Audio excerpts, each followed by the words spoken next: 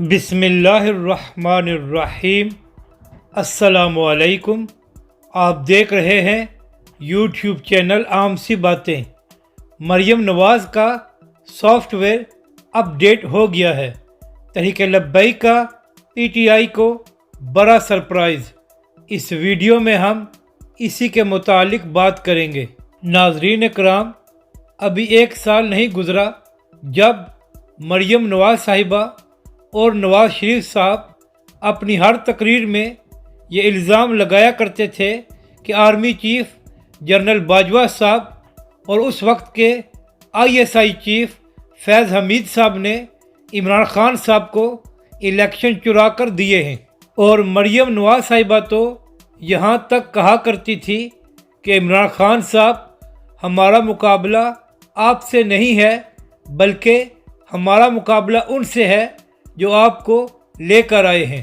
مگر اب حالات اچانک بدل گئے ہیں اور مریم نواز صاحبہ اب کسی اور کا نام لیتی ہی نہیں، صرف عمران خان صاحب پر تنقید کرتی ہیں۔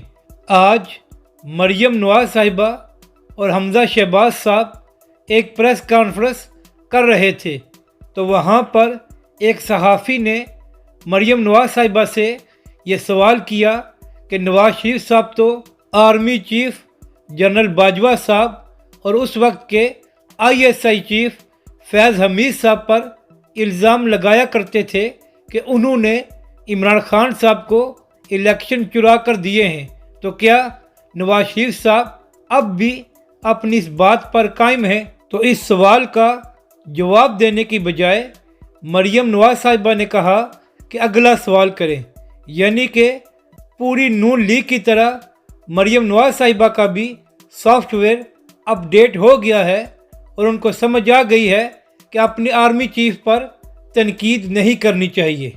مگر یہاں پر سوال یہ ہے کہ کیا پاکستانی عوام اب بھی ایسے لوگوں کو ووٹ دے گی جو پاک آرمی پر تنقید کرتے رہے ہیں اور وہ باتیں کرتے رہے ہیں جس سے ہمارے دشمن کو فائدہ ہو؟ کیونکہ ایک بات تو طے ہے کہ اگر آئندہ انتخابات میں مسلم لیگ نون کی حکومت نہ بنی یا نواز شریف صاحب کے کیسز ختم نہ ہوئے تو ان لوگوں نے دوبارہ پاک فوج کے خلاف ہی پروپیگنڈا کرنا ہے۔ اور اب آخر میں بات کرتے ہیں کہ تحریک لبیک پاکستان نے PTI کو کیا سرپرائز دیا ہے۔ تو ناظرین کرام، چند دن پہلے علامہ سعد حسین رضوی نے کراچی میں خطاب کرتے ہوئے عمران خان صاحب کو منافق اعظم کہا، کیونکہ عمران خان صاحب اور ان کی حکومت نے تحریک لبیک پاکستان کے ساتھ 3 معاہدے کیے تھے کہ ہم فرانس کے سفیر کے معاملے پر قومی اسمبلی میں قرارداد کو منظور کریں گے، مگر اس کے باوجود عمران خان صاحب نے یہ کام نہیں کیا۔